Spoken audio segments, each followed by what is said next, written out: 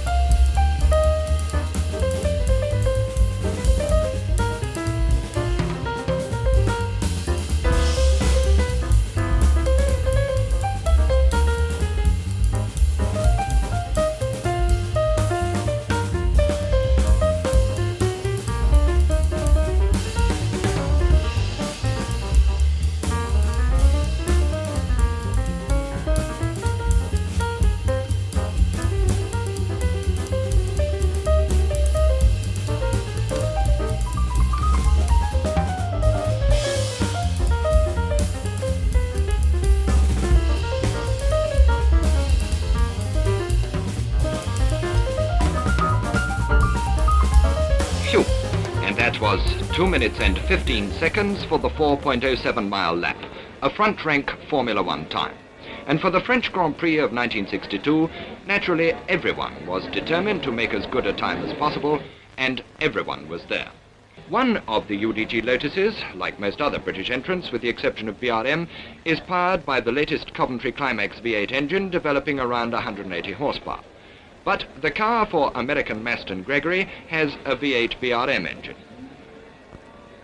And who's that talking to the blonde? Why, Ines Ireland, of course. The fact that the French Grand Prix was this year to be run at Rouen instead of Reims meant a major break with tradition and a considerable achievement by the Automobile Club of Normandy and the organizing committee from the City Fathers. Of course, nobody could afford not to be there, and rolling in from Germany came the Porsche team, making a welcome return after absence since Monte Carlo. Since then, much development work had been put in, and their mounted flat 8-cylinder air-cooled engine now had a plastic fan. Suspension units, too, had received attention, and though a 5-stud wheel hub was retained, it was not considered that Rouen would prove in any way a tire problem.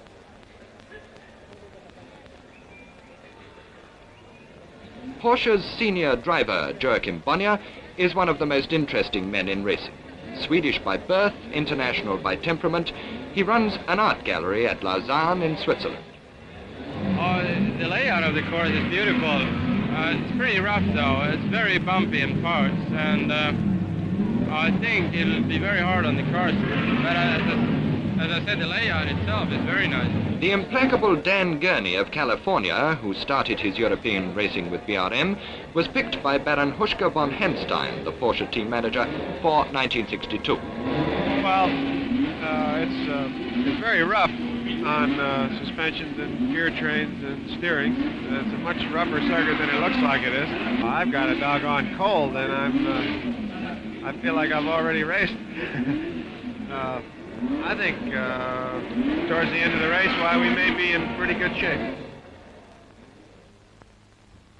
The circuit lies up in the wooded hills a few miles out of town. It was early July, and between practice sessions, most of which were early in the morning, there was time to wander in the beautiful city of Rouen.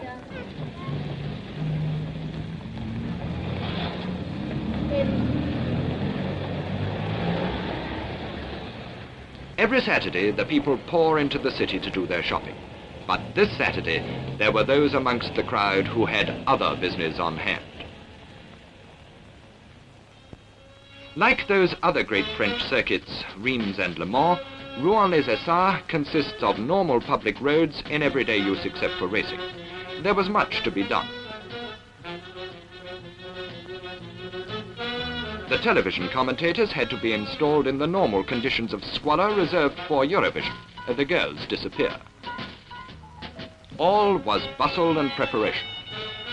But it was Sunday, and in France.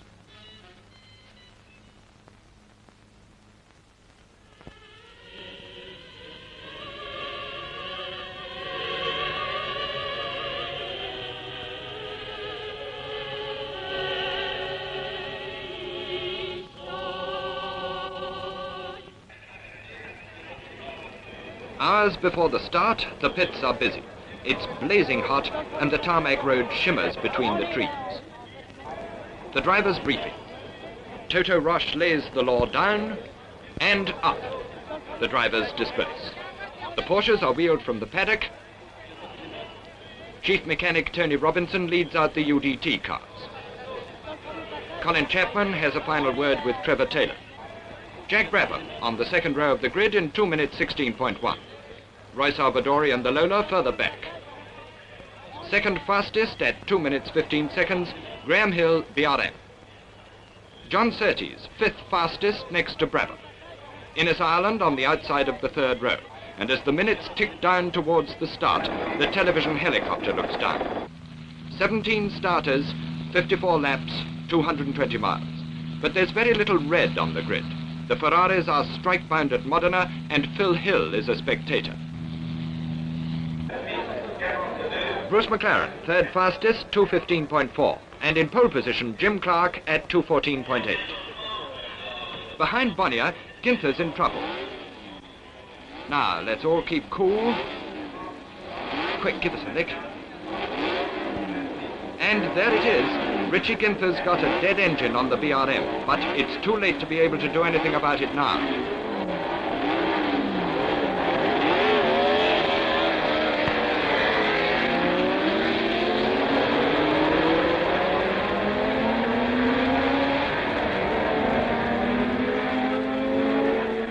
It's Graham Hill who leads off the line.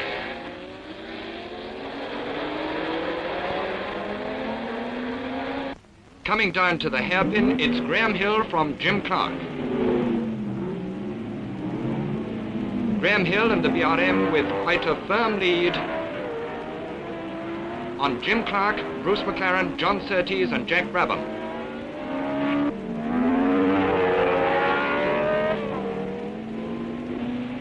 Through the uphill swerves, it's Hill and Clark.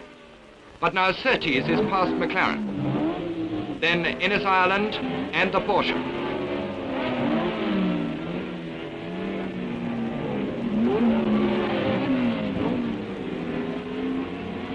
Richie Ginther is still at the pits, but finally the broken starter lead is fixed and he's away.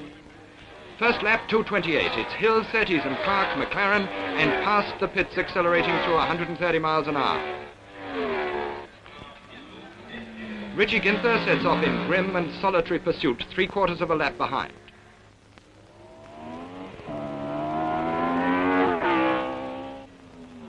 At the hairpin, Hill has Surtees on his tail. Jim Clark ahead of McLaren, then Brabham, Gurney and Ireland. Ginther is the only lonely man on the circuit. Graham Hill is being pushed very hard by Surtees. Further back, Salvadori leads to Beaufort and Trevor Taylor. On the straight, the battle for the lead. With Bruce McLaren still fourth behind Clark.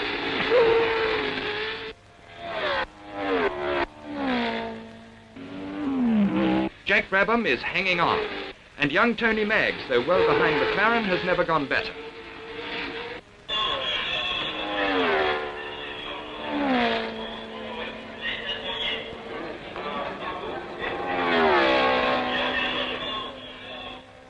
Hill needs no signal for Surtees, he can see him. And with Clark and McLaren in hot pursuit, this dice is enough to put the breeze off anyone.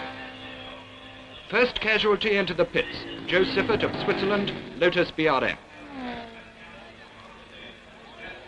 And shocking bad luck for Ireland, a broken off tyre valve.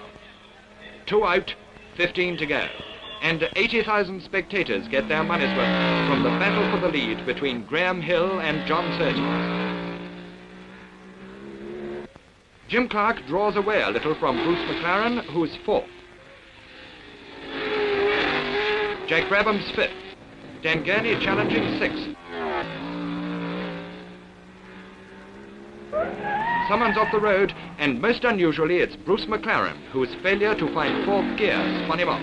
Brabham and Gurney sweep past, and McLaren rejoins 2 places down on the 10th lap. The harder he's pushed, the faster he goes. Graham Hill is down to 2 minutes and 20 seconds, but Surtees is still with him. Clark still 3rd. Jack Brabham's now 4th. It's Dan Gurney 5th. And Maston Gregory with the Lotus BRM 6th. Ahead of Joe Bonnier with the 2nd Porsche. And Tony Maggs with the 2nd Cooper is 8th.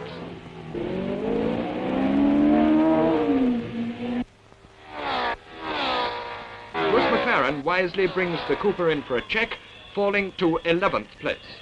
And now poor Jack Brabham is out of the hunt with broken suspension. Graham Hill laps teammate Ginther, but Surtees is still with him and Clark's not too far back.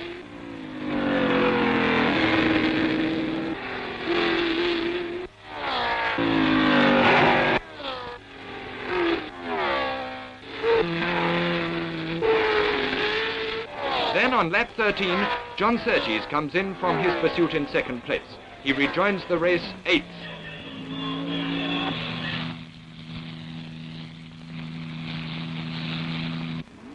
Graham Hill now finds himself with a 16-second lead over Jim Clark, but the Londoner keeps up the pressure.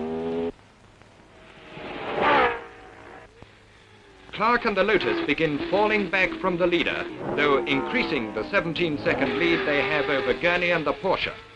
Then out went Maston Gregory when he was lying 4th on the 14th lap, and it became Joe Bonnier's turn to chase his Porsche teammate.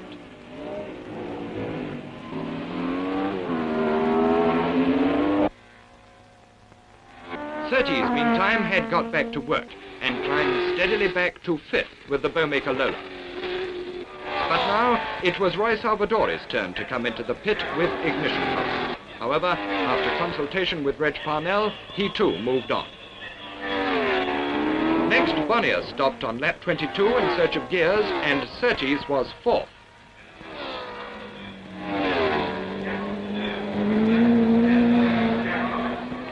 Alf Francis looks for Trantignon's gears, while Colin Chapman looks for Trevor Taylor, and here he comes with a 6th Lotus 25. The lap charts became a nightmare as the roughness of the circuit took its toll.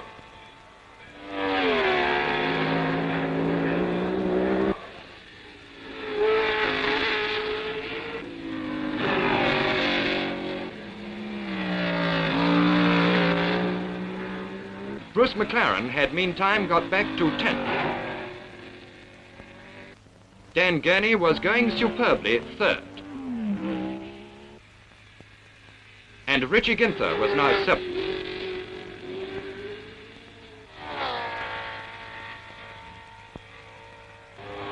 McLaren and Maggs, running close together, had actually 5 places and a lap between them. De Beaufort on last year's Porsche was 8th.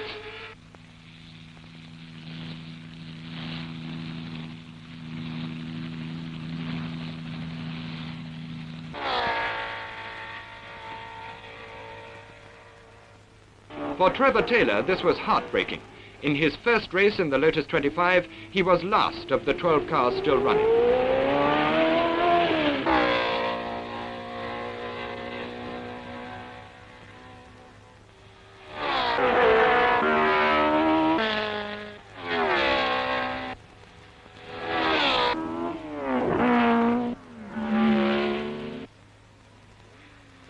Bruce McLaren, though well down, remained fast and unruffled.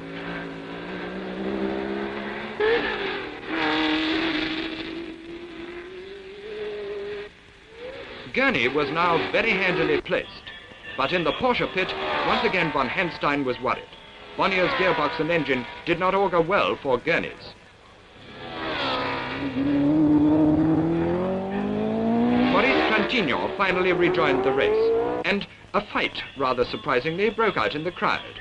But then, Maurice is very popular in France. Past the half distance now, and Graham Hill is well in command. Jim Clark can't catch him unless something odd occurs, and that is exactly what happens. Watch. A mix-up as Hill tries to lap Jack Lewis's Cooper. The Welshman hurries over, but Graham isn't stopping to chat, for Jim Clark has gone past in the lead. Course, suffering archbishops. Look you.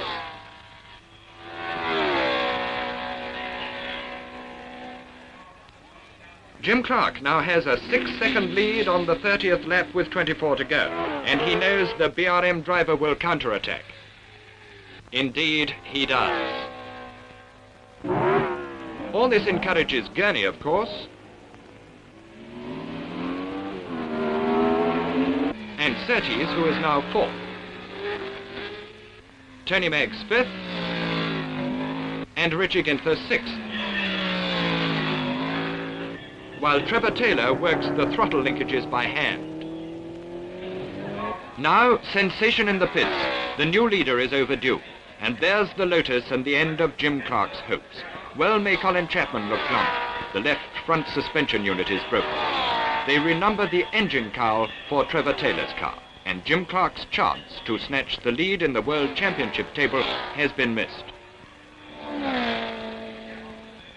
It's Graham Hill who's back in the lead by 22 seconds ahead of Gurney's Porsche.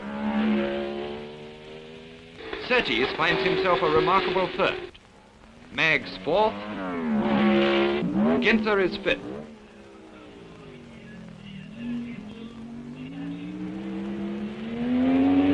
Hey, am I seeing double? I do believe I am. But there's a shot for you.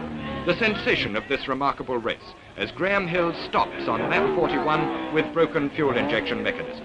The crowd goes wild, but Hill, the mechanic, gets out to repair the broken stop, which keeps his throttle almost shut. De Beaufort looks like being set for another point. At this rate, he could almost win. But not with Gurney there. Graham Hill restarts to creep to his pit, and the crowd is sympathetic. Now Bonnier's gearbox finally gives up, and Dan Gurney of California sweeps on towards his and Porsche's first Grand Prix victory.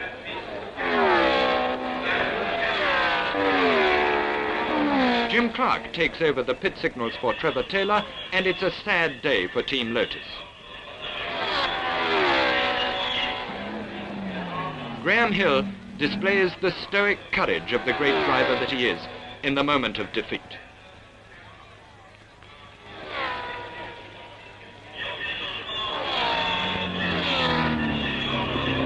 Nothing can touch the Porsche now, for Surtees too is in trouble.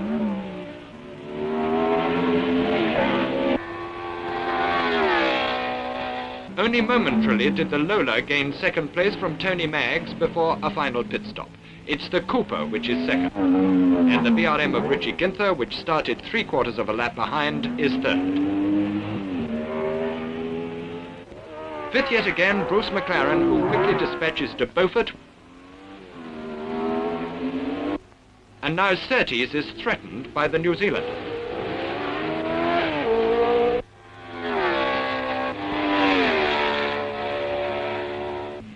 The masked Trintignant is also after the Dutchman De Beaufort.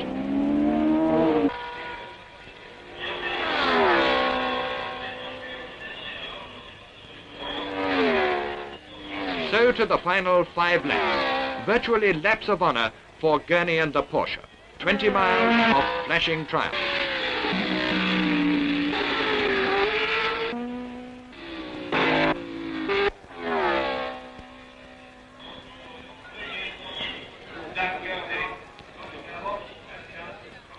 Tony Maggs, Cooper 2nd.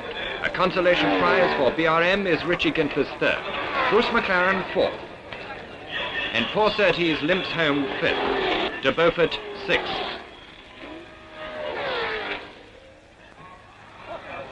And yet again, a final sensation. Trentino and Trevor Taylor, finishing 7th and 8th at the tail of the field, collide at 130 miles an hour because the gendarmerie proved overzealous.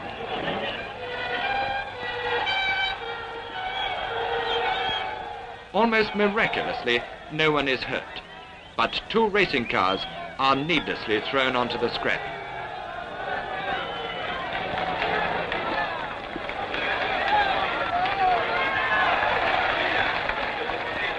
To lanky, quiet and likeable Dan Gurney, the fruits of victory at 101.38 miles an hour. For his was a drive, and this was a race most worthy the traditions of the French Grand Prix.